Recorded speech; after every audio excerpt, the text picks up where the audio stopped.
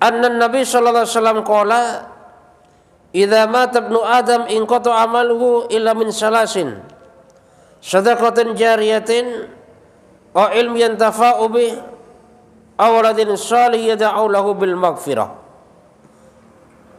Di mana Ala bin Abdurrahman dari ayahnya meriwayatkan yang bersumber daripada Abu Hurairah radhiyallahu an bahwasanya apabila seseorang meninggal dunia, anak Adam meninggal dunia, inqata amaluhu, semua amalnya terputus, ibadahnya terputus, sholatnya terputus, puasanya terputus, baca Qur'annya terputus.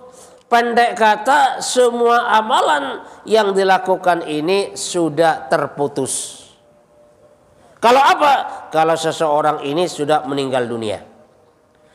Kecuali ada 3 amalan kata Rasul, yang dimana amalan ini akan mengalir dan tidak ada putusnya.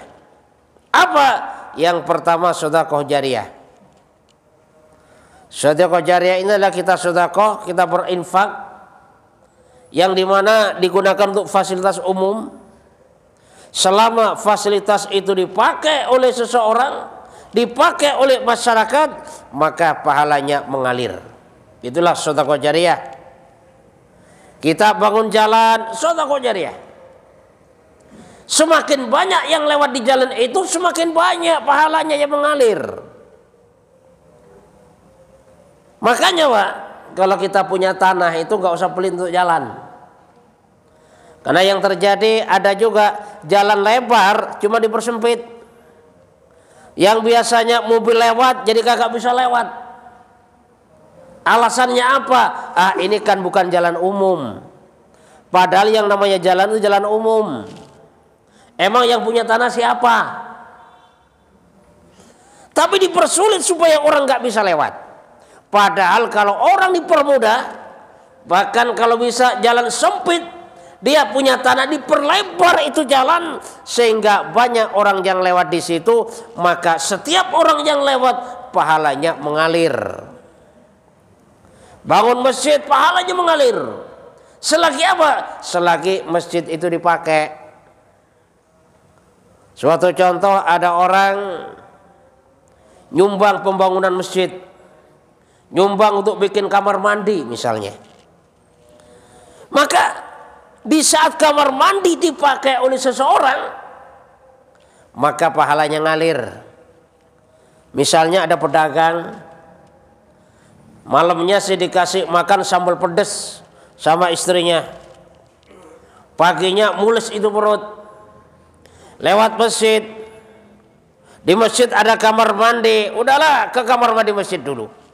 Di saat kamar mandi itu dipakai oleh pedagang tadi, pahalanya ngalir kepada yang nyumbang. Cuman kan kadang-kadang ada Pak masjid itu yang kamar mandinya dikunci. Yang pakai siapa? Yang pakai hanya yang ada di situ saja. Siapa? Pengurusnya cuman. Orang lain nggak bisa pakai tuh. Ada seperti ini. Padahal dia bangun itu dananya masyarakat, dia minta sumbangan di mana-mana, giliran sudah jadi dianggapnya punya sendiri. Ada Pak, saya pernah lewat satu masjid, masjidnya besar pinggir jalan.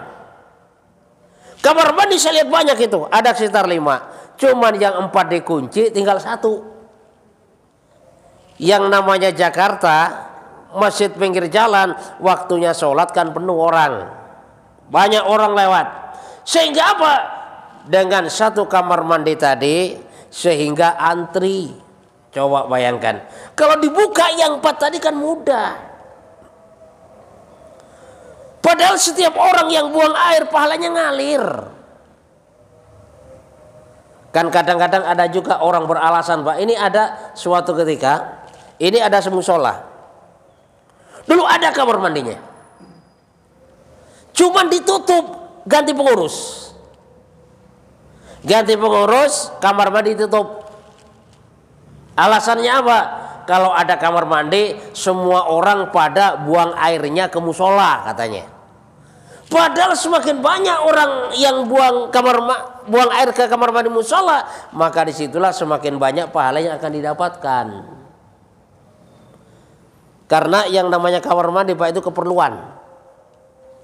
Yang namanya keperluan itu digunakan saat diperlukan. Kalau iseng nggak ada orang ceritanya iseng nongkrong di kamar mandi. Misalnya pedagang iseng nongkrong di kamar mandi, kan nggak ada tuh.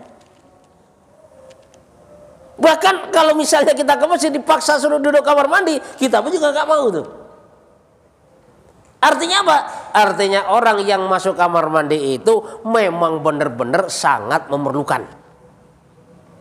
Nggak ada orang iseng. Misalnya pura-pura buang air nggak ada Pak. Ya kan? Jadi pura-pura buang air nggak ada. Artinya apa? Yang namanya kamar mandi itu nggak ada orang iseng. Kalau orang masuk kamar mandi berarti di situ memang benar-benar memerlukan daripada yang namanya kamar mandi itu.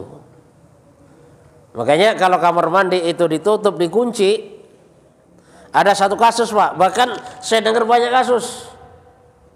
Sehingga di tempat wudhu itu buang air besar, coba bayangkan. Di tempat wudhu dipakai buang air besar. Salah siapa itu? Yang jelas bukan sepenuhnya salah yang buang air. Siapa yang salah? Yang salah pertama pengurusnya. Kenapa kamar mandi dikunci?